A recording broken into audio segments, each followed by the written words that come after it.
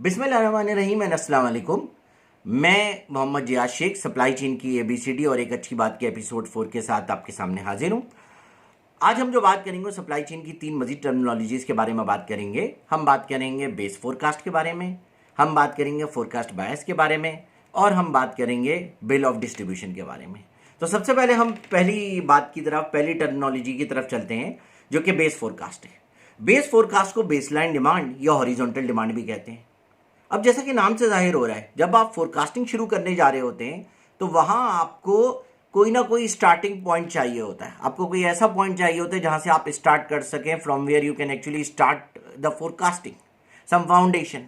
तो baseline forecast आपको ये बता रही होती है कि आपने लेट्स से किसी एग्जिस्टिंग प्रोडक्ट के बारे में फोरकास्ट करनी है, तो पिछले सीजन में आपने इसी आइटम को कितना सेल किया था इस सेम ड्यूरेशन में, तो आपको एक बेसलाइन मिल जाएगी।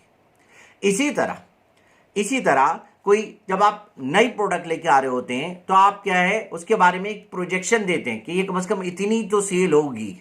वो उसके पीछे फिर एक मार्केटिंग रिसर्च होती है, फोरकास्टिंग के और बहुत सारे क्वालिटेटिव और क्वांटिटेटिव मेथड्स होते हैं। हिस्टोरिकल एनालॉजी जो कि एक और कॉन्सेप्ट हम किसी और वक्त डिस्कस करेंगे, वो होता है। मगर बेसलाइन फोरकास्ट या बेसलाइन डिमांड क्या है? बेसलाइन फोरकास्ट या बेसलाइन डिमांड ये होती है कि फोरकास्टिंग शुरू कहाँ से करनी है। आपको एक वो नंबर, वो स्टार्टिंग पॉइंट चाहिए जहां से आप कहें कि भाई इसकी इतनी डिमांड होगी। That is actually baseline forecast. दूसरे टॉपिक की तरफ आते हैं। दूसरा टॉपिक है फोरकास्टिंग बायस। बायस का मतलब होता है इंक्लिनेशन, जानिबदारी, unnecessary inclination to any side, किसी भी जानिब जो है ना वो झुकाव होना।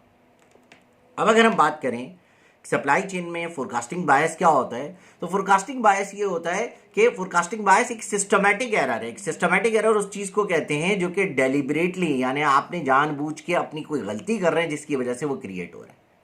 और इसके नतीजे में क्या होता है कि आप जो एक्चुअल डिमांड होती है कभी उससे ऊपर फोरकास्ट करते हैं, कभी उससे नीचे, sometime higher than that and sometime lower than that. Forecast bias को हम दो हिस्सों में क्लासीफाई करते हैं। एक कहलाता है पॉजिटिव बायस और एक कहलाता है नेगेटिव बायस।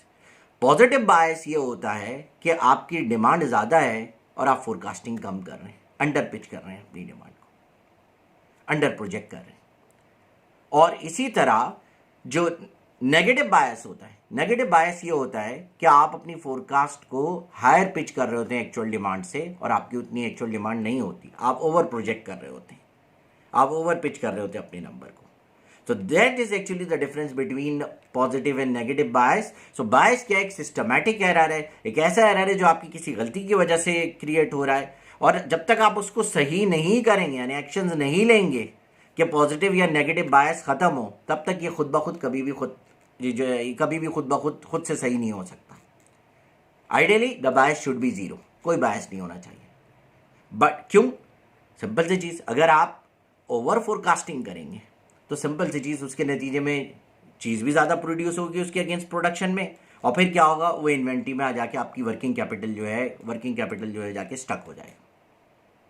और इसी तरह अगर आप अंडर फोरकास्टिंग करेंगे तो क्या होगा कि आपके पास डिमांड होगी, ऑर्डर्स होंगे, बट आपके पास स्टॉक अवेलेबल नहीं होगा, आप स्टॉक आउट हो रहे होंगे।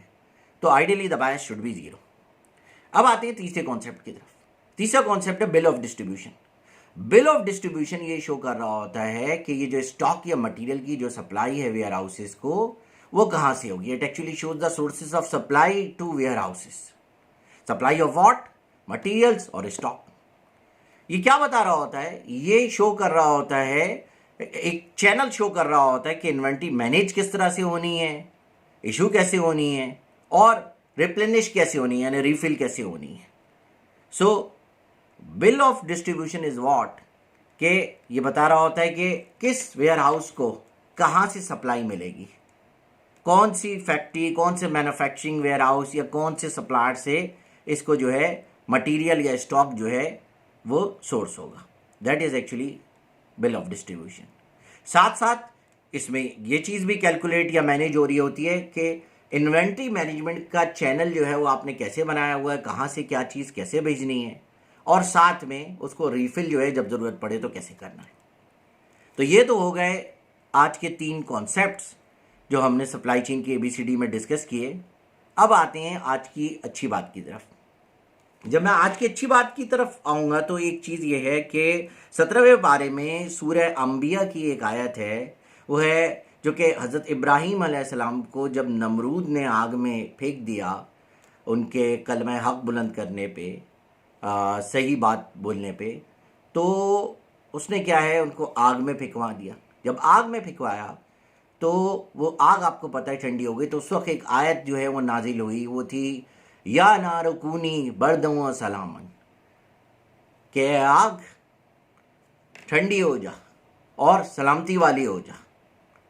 तो मैसेज ये है कि एक ऐसी आयत है जो कि जिसने हज़रत इब्राहीम को आग से बचाया, आग में जलने से बचाया, और वो आग जलने के बजाय वो आग जो है वो ठंडी हो गई, सलामती वाली हो गई। तो मेरे नज़दीक ये है कि ये एक ऐसी आयत है, आयत जो है वो हमारे लिए भी है, एक निशानी है अल्लाह ताला की। ये आयत पढ़ने से, ये इस आयत पे यकीन रखने से अल्लाह ताला हमें भी जहन्नम की आग से भी बचाएगा और तमाम अजाब से भी बचाएगा। तो ये आयत बड़ी इंपॉर्टेंट है। या ना रुकूनी कुल या ना रुकूनी बरदम व सलामन, कि अल्लाह ताला ने ये नाजिल की ये आयत कि आग ठंडी हो जा और सलामती वाली हो जा। तो ये आयत हमारे लिए भी एक दुआ के तौर पे है। तो ये दुआ जो है वो हम अपने लिए कर सकते हैं। सो ये थी आज की अच्छी बात।